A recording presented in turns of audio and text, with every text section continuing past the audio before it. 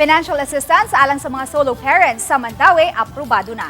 Atol sa sesyon sa konseho, gipasar ang resolusyon nga nagtugot sa paghatag og 12,000 pesos na yearly assistance sa mga solo parents. Apan dili tanan niini ang kalipikado sanglit dunay gilatid nga lagda alang niini. Tanaw niini ang gidaghanon sa anak ukon nagdawat ba siya og sweldo ubos sa minimum nga suhulan. Matod sa Committee on Social Services nga sa 2,700 ka mga solo parents nga mi-apply aron mo qualify sa subsidy, 1,300 ka pinra ang ni-qualify.